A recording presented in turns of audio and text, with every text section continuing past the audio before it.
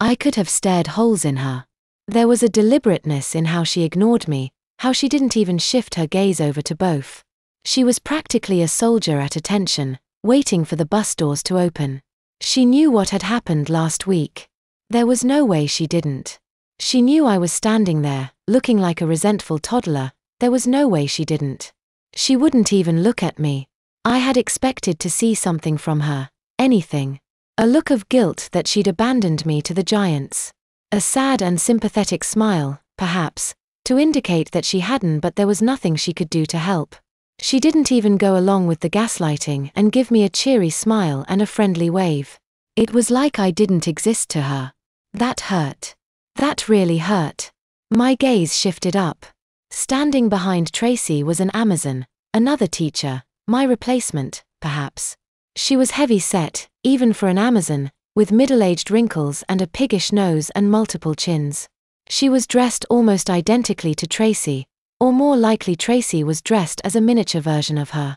Janet wasn't the only Amazon who liked matching her outfit to someone smaller than her. The doors to the last bus opened, as just like the old routine we'd set in place, it was Tracy who climbed the stairs to escort our students off the bus. Routine, and perhaps the fact that the intruding teacher would have a hard time in those heels. Seriously, who wore heels when working with 3- and 4-year-olds? Something about her bothered me, and it wasn't just her mean mug. Where had I seen her before? I scanned her carefully, racking my brain. It was the purse. I'd seen that purse before. The last time I'd seen this stranger, her purse had been filled with a rattle, a bottle of juice, and a diaper that had just barely managed to poke itself out. This was the woman who had tried to help Brolish set me up. I'd just been too sleep-deprived and quietly terrified to take anything else about her sink in. And now it looked like she had my job. Both squatted down in front of me, obstructing my view. I talked with your mommy, Clark. I blinked and focused on her. She told me that you're getting a special treat at the end of today, but only if I tell her you were good. Do you understand? Sullenly, I nodded. Yeah, I understood. Both was in on the plan. If I pushed too hard, too fast, or made any big scenes today, I'd never get to see Cassie ever again. The pain still fresh, even the hope of seeing her was the thing keeping me afloat. I made myself look away, away from the pretender who'd taken my place. Away from the fair-weather friend who refused to acknowledge me. Away from the two-faced traitor who had just been waiting for me to fail. I had to keep calm. I had to keep my shit together. For Cassie. Zoj came out with 2 littles, one on each hip. The boy had a grey Odyssey with a cartoon cactus on it that complemented his eyes. Free hugs, it read.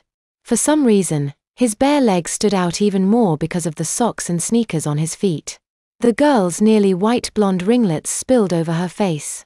Her checkered romper dress looked every bit the infantile mockery of the real thing as my own sailor suit. Unlike Ivy's outfit, hers at least covered her diaper once Zoj set her down and pulled it straight. Billy, Annie, Mrs. Both said to them, link up. Billy took my hand. Annie took his. Now I was well and fully trapped. Cold comfort that I'd trapped Billy with me and Billy took Annie. A double take. Billy looked at me and his mouth hung open slightly. He didn't speak, but I saw him move his lips. Gibson. I'd been made. Recognized. I saw the shock in his eyes. The anger. The hatred. The cold satisfaction. I felt a hard squeeze. Not painful. Just rough enough to let me know it could be. I didn't dare call out. Didn't whine. Didn't flinch. Billy jerked his head away. Gave Annie's hand a squeeze and jerked his head. Another double take. Another look of recognition. Shock. Anger. Hatred. Grim pleasure. Shauna. Mandy, link up. So the chain continued. In hushed whispers and hurried looks, every little that had more than a week of experience in both's care was alerted to my presence. Jessie and Tommy. Link up. Some looked sad for me. Some seemed morbidly curious. Link up, Sandra Lynn. None of them seemed happy to see me. I wasn't a new classmate. I was fresh meat. Chaz came out last, still stroller-bound and diaper uncovered. At least it didn't look like he'd worn it overnight. WHOAH, he shouted. Dude. They got you, too? My face filled up with red pokers. I almost wanted a pacifier just then so I'd have something to bite into. Almost. Yes, Chaz, both said calmly and loud enough so that everyone, even the actual children right behind us, could hear. We have a new classmate today. We'll make introductions after breakfast, but I'm sure you'll all get to be good friends together. Yay. Ivy, of course. No one else said anything. The silence was answer enough.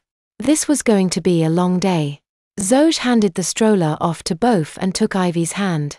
Okay, boys and girls, she said. Her voice still had that odd and irritating musicality to it. Let's go get some num-nums in our tum-tums. This was going to be a very, very long day.